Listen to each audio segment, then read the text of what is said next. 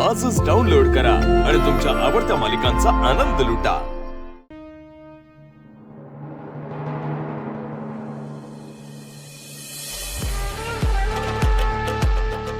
तारा, तारा, तारा उठ। तारा, get up, उठ।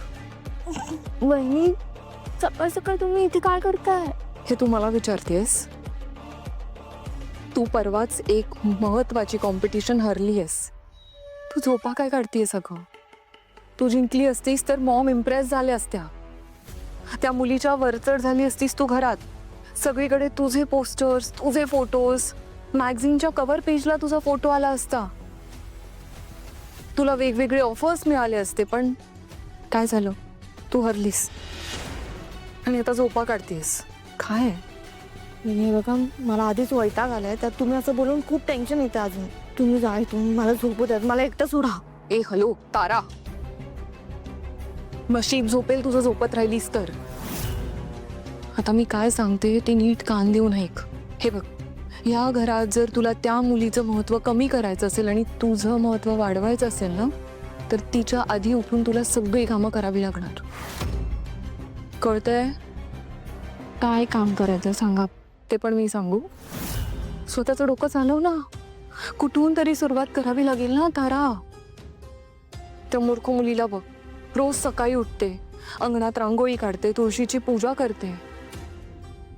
तुला पण तिच्या आधी उठून कामं करावी लागणार, मॉमना इम्प्रेस करावं लागेल, तरच तुझा इम्पॉर्टन्स वाढेल घरात। तारा, झोपा नाही काढायच्या आता, आणि यूज अ ब्रेन।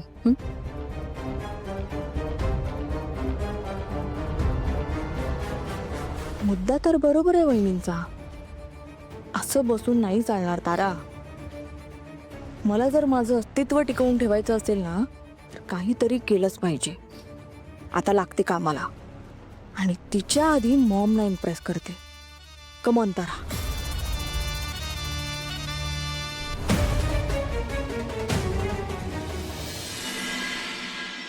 वहिनी, काय? अरे ते ऐश्वर्याच्या डॉक्टरांनी सांगितलंय, दिवसातून 2दा औषध घेतलं तर जास्त फायदा होईल। कारण जसं वय वाढत जातं तशा अडचणी पण वाढतात, म्हणून। वहिनी, हे बघ, सगळ्यांच्या गोष्टींना मनाला लावून नको घेऊस तू।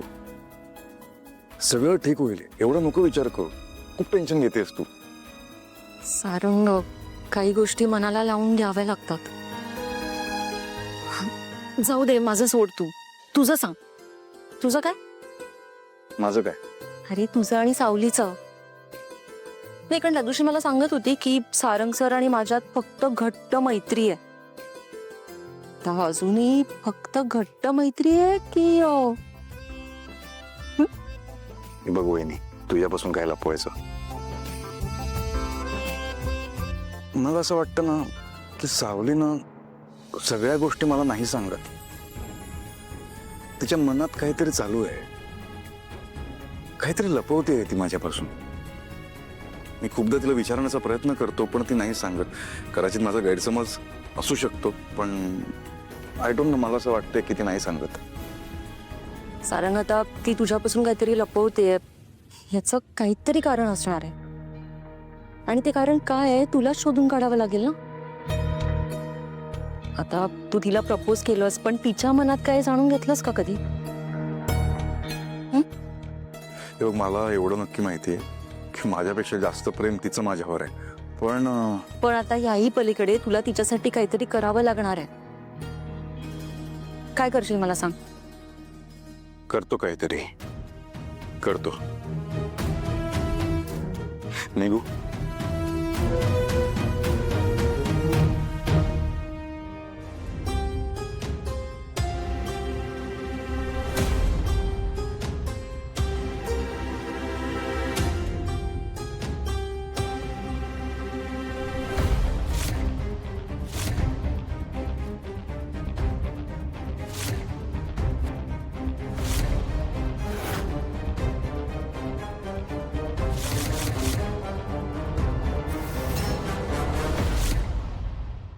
चमकतीये सावली, चमकणारच. अगदी तशीच चमकतीये जशी मी पहिल्यांदा पाहिली होती शाळेत.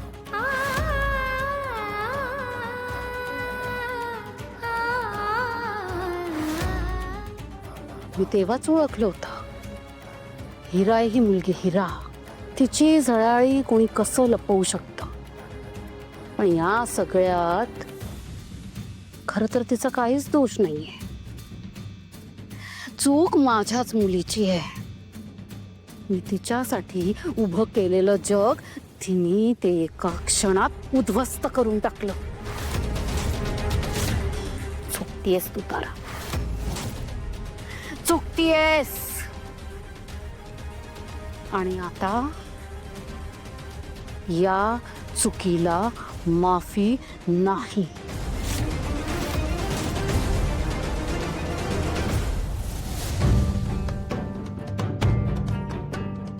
Good morning. Good morning. बरं वाटतं ना?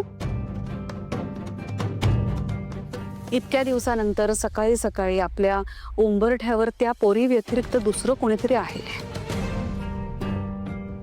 मला काय वाटतं माहितीये, लवकरात लवकर ही तारा आहे ना, त्या पोरीची जागा घेणार आहे.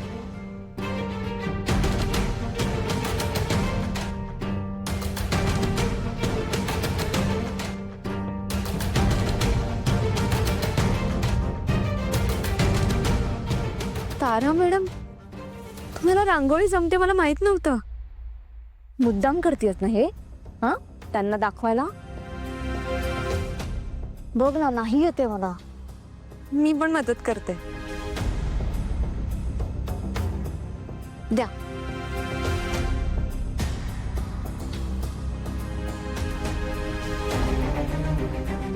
राहू दे, तूच काढी रांगोळी.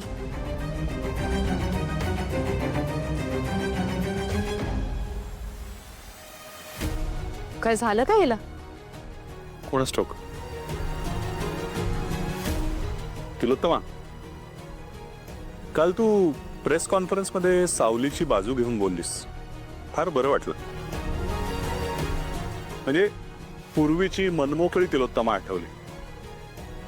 ते हल्लीच्या काळात घरातलं वातावरण जरा गडूळच झालं होतं. मी या पोरीची बाजू नाही घेतली. मी बाजू घेतली ती माझ्या लेकाची, सारंगची.